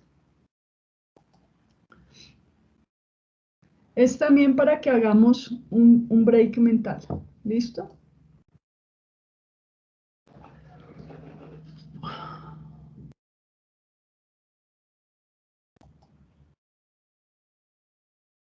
Ok.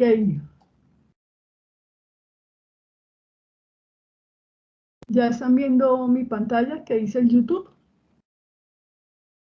Sí, doctora. Pero Bueno, voy a poner reproducir a ver si se escucha. ¿Se escucha?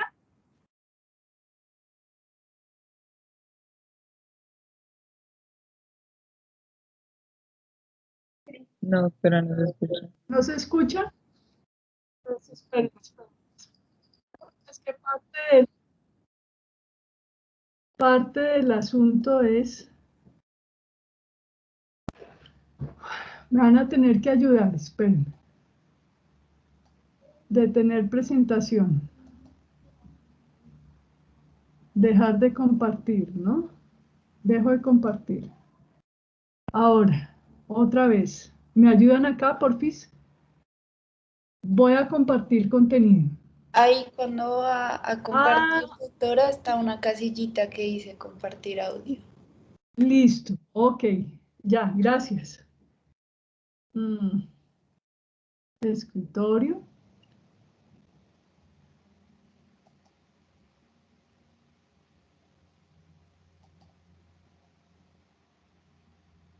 ¿Será que ahora sí? Sí, doctora, ya. The term oral mucosa or oral mucous membrane is used to describe the moist lining of the oral cavity.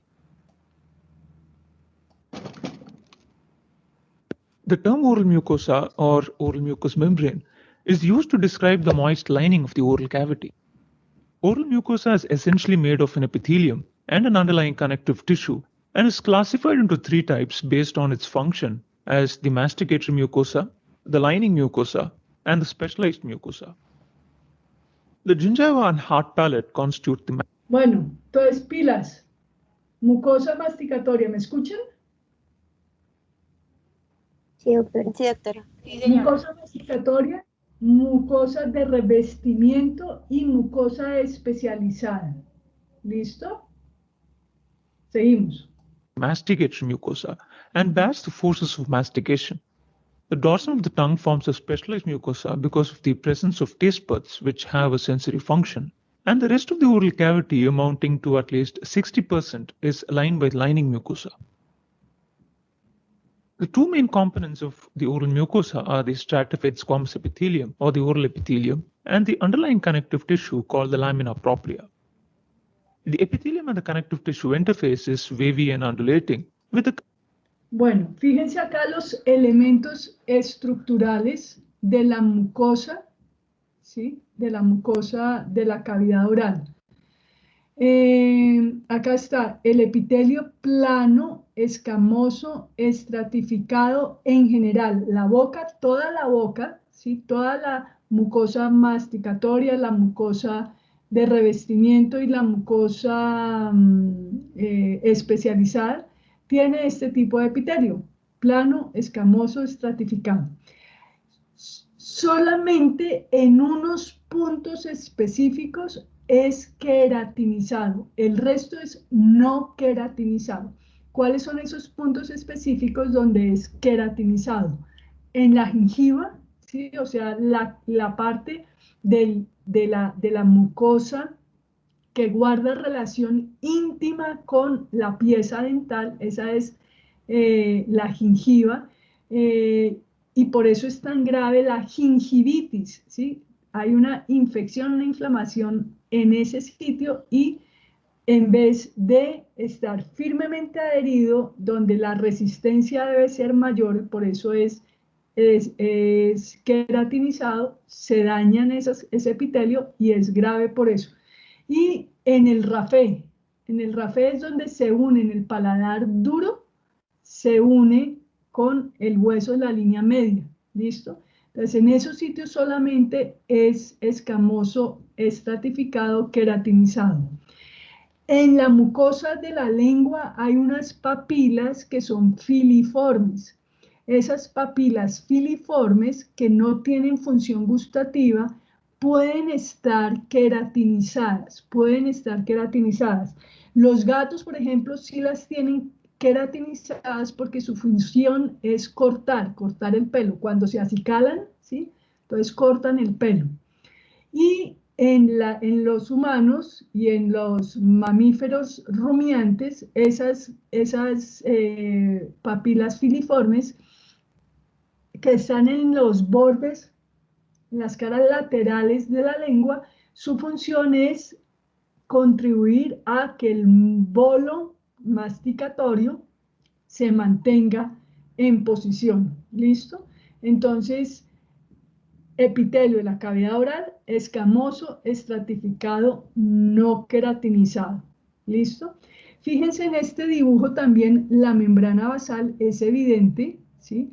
Y este espacio lo denominan tejido conectivo, es la lámina propia, ¿sí? Donde están las estructuras vasculares, las glándulas salivares menores, porque hablamos de las mayores, pero no hablamos de las menores. Esta sería la localización de las glándulas salivares menores, ¿sí? Hay tejido adiposo y esto que ustedes ven acá es el hueso, si hay hueso, y si es músculo, porque, por ejemplo, como en la lengua y en los carrillos, ¿sí? En los carrillos, entonces va a haber músculo estriado. Y entre las fibras del músculo estriado vamos a encontrar las glándulas salivares menores. ¿Listo? Bueno, seguimos. Connective tissue papillae interdigitating with the epithelial ridges or legs. The junction between the epithelium and the connective tissue is called the basement membrane and is referred to as the basal lamina ultrastructurally. Now, below the lamina propria is another layer of connective tissue called submucosa, consisting of minor salivary glands, fatty tissue, major blood vessels and nerves, and submucosa attaches the overlying tissues to the underlying bone or muscle. However, bueno, aquí hago un break porque en tubo digestivo vamos a empezar a ver una clara diferencia entre la lámina propia y entre la lámina propia de la mucosa y la submucosa. En cavidad oral es difícil hablar de submucosa como tal. Lo mismo nos pasaba, ¿se acuerdan cuando hablábamos de la mucosa en tráquea, en bronquios? Que no hay una estructura acá que se llama la muscular propia de la mucosae. En estómago, en intestino, en tubo digestivo como tal, sí va a estar presente y ese es un límite morfológico entre la lámina propia y la submucosa. Aquí pasa lo mismo. En algunos autores, la parte superficial que está en relación con el epitelio le llaman lámina propia y la que estaría más profunda sería la submucosa, pero en general le podemos decir a todo esto lámina propia, ¿ok? Porque no está la muscularis propia de la mucosa, que es la que hace la diferencia entre mucosa y submucosa. Cuando veamos estómago, o sea, mañana, ya vamos a ver que el límite es claro y nos permite hablar de mucosa y submucosa, ¿listo? Pero por ahora dejémoslo lámina propia, no hay ningún problema. it is absent in the gingiva or parts of the hard palate where the oral mucosa is directly attached to the underlying bone, giving it a firm consistency. Now, the epithelial cells are called keratinocytes due to the presence of cytokeratins, which are bundled into tonofilaments. Cytokeratins, along with microtubules and microfilaments, form the cytoskeleton of these cells. Keratinocytes are firmly attached to each other with the help of intercellular bridges called desmosomes, which are a group of cellular junctions that are composed of transmembrane proteins and cytoplasmic adapter proteins attaching with these cytoskeletal filaments or tonofilaments. Similarly, another group of intercellular junctions called hemidesmosomes provide adhesion between the keratinocytes and the connective tissue. Hemidesmosomes also have a set of transmembrane and cytoplasmic adapter proteins attaching to the tonofilaments. Forces being applied to the oral epithelium are uniformly distributed over a wide area with the help of desmosomes and hemidesmosomes. Now, the oral epithelium is a stratified squamous epithelium, meaning the epithelial cells are arranged in different layers or strata. The oral epithelium consists of cells that are continuously shed and renewed, shed from the surface or the uppermost layers and renewed by the lower layers. The cells in the lower layers divide and produce new cells, which in turn undergo maturation as they keep moving up layers and replace cells that are shed. It is believed that there are essentially two types of cells in the lower basal layers, the progenitor cells and the maturing cells. The progenitor cells produce new cells, and the maturing cells undergo maturation and further differentiation. The progenitor population is further believed to consist of a stem cell group and an amplifying group. The stem cells function to produce basal cells and retain their proliferative potential, and the amplifying group function to increase the number of cells which undergo further maturation and differentiation.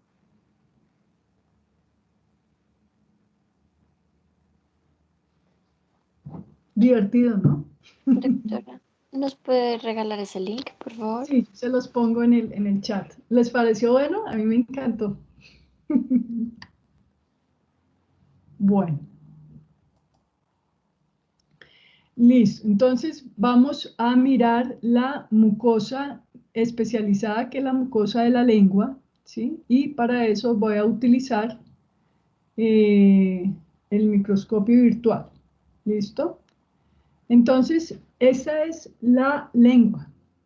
Ustedes pueden reconocer unas estructuras, ¿sí? Unas estructuras que se denominan,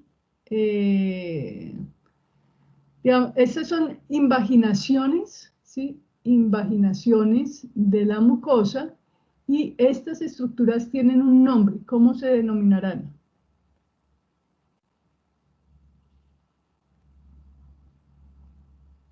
Vulgarmente tienen un nombre que ustedes han escuchado 1000 veces. Papilas. Papilas. Papilas. Entonces, fíjense en, me voy a acercar, me acerqué mucho, listo. ¡Ay! No te me vayas, listo. Aquí ustedes ven, voy a poner esto aquí, voy a poner F11. No me hizo caso, el F11. Bueno, listo. Ustedes ven esto de acá, ¿sí? Es la superficie de la lengua, la superficie dorsal, ¿listo? La superficie ventral de la lengua, ajá, por aquí abajo, estaríamos hablando de, aquí sería la superficie ventral. Esta es la superficie dorsal. En la superficie dorsal, ¿sí? Está la mucosa especializada, ¿sí? Y esta mucosa especializada se constituye por epitelio, o está representada por epitelio escamoso estratificado. Fíjense que no está queratinizado, no está queratinizado, ¿listo? Y la función sensorial está entre o en las caras laterales de las estructuras que van a estar presentes en la superficie de la lengua, que son las papilas gustativas. Fíjense que en la cara lateral, ¿sí? Hay estas estructuras que desde lejos uno las ve, ¿sí? Unas sombras más claras, unas estructuras más claras, que si nos acercamos, ¿sí? Las reconocen. Eso tiene un nombre. Esta estructura se llama botón gustativo. Botón gustativo. Y fíjense que la función sensorial no está en la superficie de la lengua. ¿Listo? Esa es la que se quema cuando uno toma el café caliente o el chocolate caliente. No, no están ahí, están en las caras laterales. ¿Por qué? Porque para que los sabores sean percibidos, ¿sí? Tienen que estimular estos botones gustativos, ¿sí? Y estos botones gustativos están constituidos por neuronas bipolares, ¿sí? Y por células sustentaculares. ¿Listo? Y ustedes ven acá un espacio, bueno, aquí no se ve tan fácil, no quiero mostrarles algo que no es, pero acá los ve uno. Ah, acá sí se ve muy bien. Esta estructura de acá se llama el poro gustativo. ¿Listo? Entonces, ¿qué es lo que sucede? Cuando ustedes introducen un alimento, miren, el polo gustativo, introducen un alimento, ¿sí? Entonces, el alimento, las partículas que son capaces de estimular estas terminales nerviosas de los botones gustativos, tienen que diluirse, disgregarse y diluirse, ¿sí? Mezclarse con la porción acuosa de la saliva para estimular específicamente estos botones gustativos. ¿Listo? Y por esto es la mucosa especializada, ¿sí? Que está en la superficie de la lengua. Ahora les muestro una fotografía y hablamos de la constitución de las papilas gustativas. Esta es una papila, ¿sí? Una papila de forma foliada, ¿sí? Hay papilas caliciformes, papilas foliadas, papilas filiformes. Las papilas filiformes no tienen corpúsculos gustativos. ¿Listo? Son las que no tienen corpúsculos gustativos. ¿Ok? Ahora les muestro otra diapositiva para que vean dónde están localizadas. Fíjense el epitelio de la superficie dorsal de la lengua. Tiene entonces estas estructuras que son las papilas gustativas, el epitelio, ¿sí? Y el epitelio, igual que en toda la superficie mucosa, porque es que recibe mucho trauma, ustedes se dan cuenta que tiene unas invaginaciones profundas. ¿Listo? Unas invaginaciones profundas este epitelio para que le dé fuerza, sustento. ¿Listo? Ustedes se pueden chupar un bombombún, masticar chicle, morder dulces, comer chicharrón. Y si no tuviéramos estas papilas, estas crestas epiteliales, ¿sí? Tan profundas, entonces se desprendería el epitelio. ¿Listo? También ustedes se dan cuenta de otro elemento en la lámina propia, que hay tejido conectivo denso, esto acá, aunque sea un poquito areolar, esto es tejido conectivo denso, fíjense acá, tejido conectivo denso irregular, y ustedes ven glándulas salivares menores. Estas son las glándulas salivares menores, que son tanto mucosas como serosas. Esta que está acá, ¿qué les parece a ustedes que sería? Tiene un poquito de paz, pero ¿qué les parece esta glándula? ¿Los núcleos los ven fáciles? Sí, señor. Los ven, listo, y eso fue una de las características de las cuales hablamos inicialmente, que los núcleos en las glándulas serosas se veían más fácilmente. ¿Listo? Entonces, esta es una glándula serosa y fíjense que tiene unos granulitos que no son tan evidentes, pero ahí están. Fíjense el conducto del acino, ¿sí? Y esto es importante que lo reconozcan si lo pueden ver. ¿Listo? En páncreas vamos a ver una particularidad de ese conducto del acino. Doctora, una pregunta. Señor. ¿Cómo dijo que era el epitelio de la superficie dorsal? De la superficie dorsal es epitelio plano o escamoso, estratificado, no queratinizado. es igual al epitelio de la superficie ventral. La mucosa ventral es igual. ¿Listo? Plano, estratificado, no caracterizado. Vale, gracias. ¿Listo? Fíjense acá, En este caso es vemos ventral. las glándulas mucosas. ¿Sí es la diferencia entre la glándula serosa y la glándula mucosa? Si yo me acerco, ¿listo? Si ven, los núcleos de las células no los vemos tan fácilmente si los comparamos con los de las glándulas serosas. ¿Sí ven? Serosas, mucosas. Y este es músculo esquelético, estriado. Los músculos de la lengua. ¿Los músculos de la lengua son voluntarios? Sí, Acá sí. señora. Sí, doctora. Listo. ¿Les quedó clara la lengua? Aquí hay glándulas, ¿sí? Y entre los fascículos musculares, también hay una gran cantidad de glándulas salivares menores, de tipo seroso y mucoso. ¿Listo? Entonces, fíjense, ¿por qué? Porque también se necesitan, ¿se acuerdan los procesos digestivos? ¿Sí? También se necesitan elementos enzimáticos y de defensa. ¿Listo? Mantener estas hendiduras libres de bacterias porque si no se dañan los botones. ¿Listo? Bueno, les voy a mostrar aquí.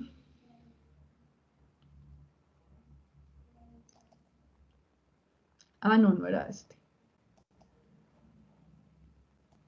Aquí tampoco era este. ¿Sería que lo cerré? No. Aquí está. ¿Listo? Entonces,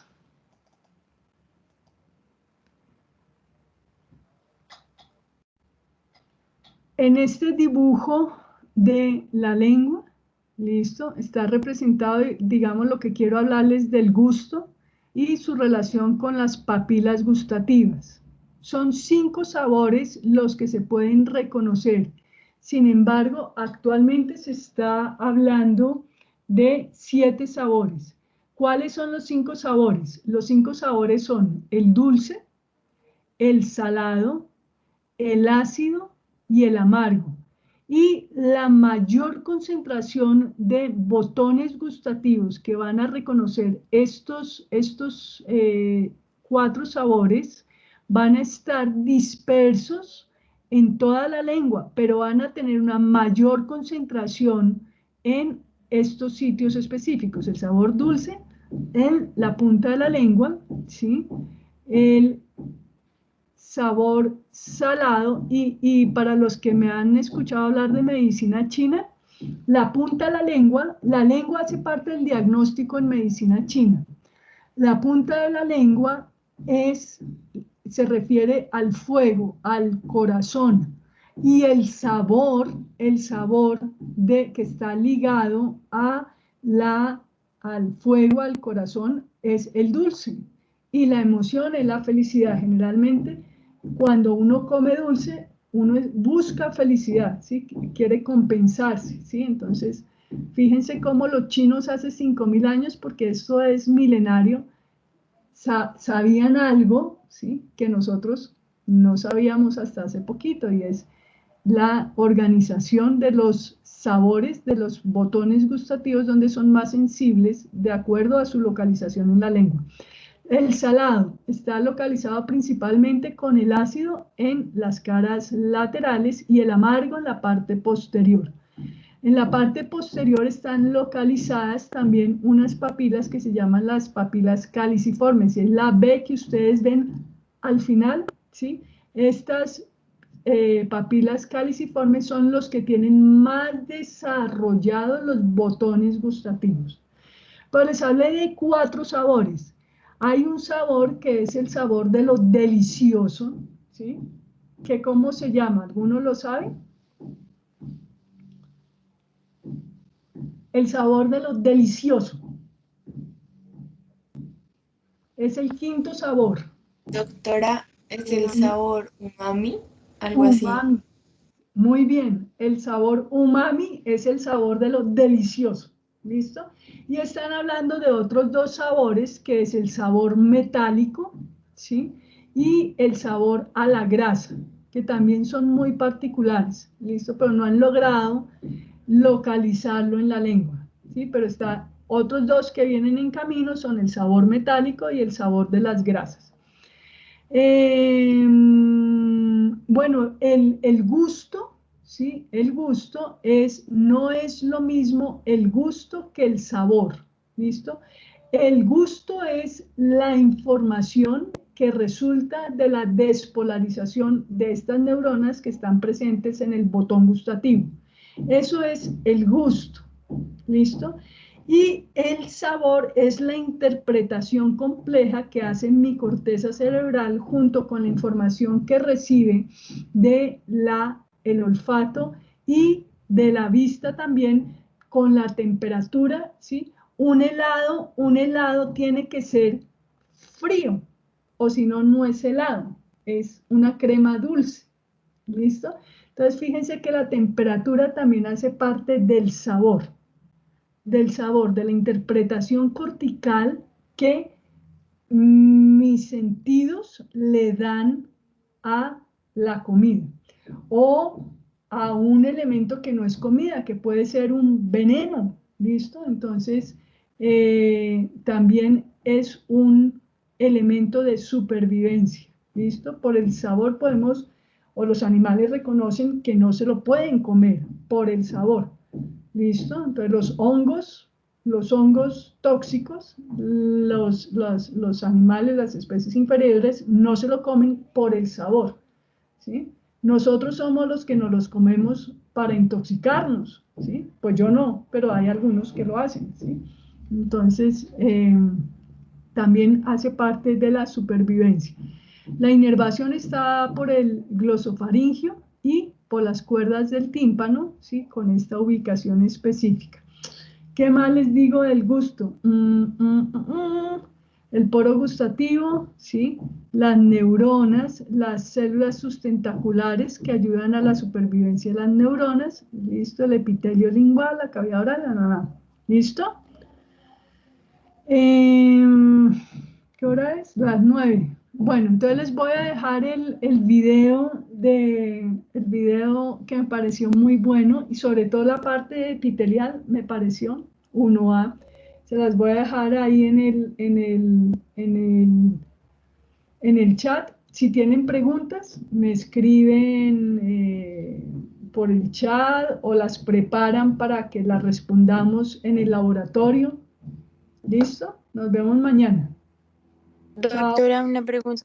¿Nos Señora. podrías compartir la presentación, por favor? Claro. Yes, of course. No problem. Muchas gracias. Bueno, ok. Chao, chicos.